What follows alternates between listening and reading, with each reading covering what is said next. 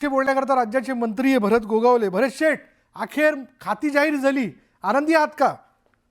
एकदम समाधानी आहे, काळजी करायचं कारण नाही. बर. सुरेश, एक मिनिट. हो हो.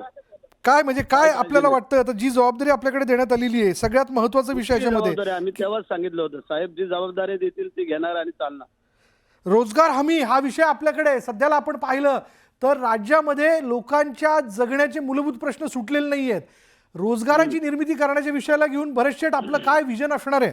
आम्ही विजन करू, आजच मिळालेलं, आता त्याचं आम्ही नियोजन करू, त्यानंतर त्याची पुढची दिशा ठरवू आणि आपल्याला कल्पना देऊ. पण भरत शेठ, पुसटशी कल्पना होती का की हे खातं आपल्याकडे येऊ शकतं अशा होती पद्धतीचं? होती होती म्हणजे साहेबांनी काही विचारलं होतं, अंदाज घेतला होता तुमचा? साहेबांनी मला सांगितलं होतं आणि बोलले पण होते. बर. त्याच्याबरोबर खारलँडचं पण दिलं आणि फलोत्पादन. बरोबर बरोबर बरोबर.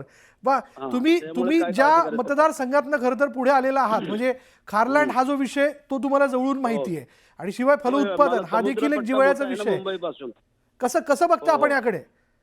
बघूया ना, आता जे जे काय अडचणी आहेत त्या आम्ही आता सामोरं जाऊन दूर करायचा प्रयत्न करू. पण भरत शेठ, पालकमंत्री पदाचं काय रायगडच्या? होईल ना, आता पालकमंत्री कुठं अजून दिले?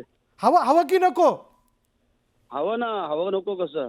हवं ना? लोकांची ठाम आहात इच्छा आहे, तुम्ही? हवंय. हो हो. धन्यवाद आमच्याशी बोलल्याबद्दल. उदय सामंत देखील आपल्या बरोबर आहेत. उदय सामंतजी, पहिले तर आपलं अभिनंदन.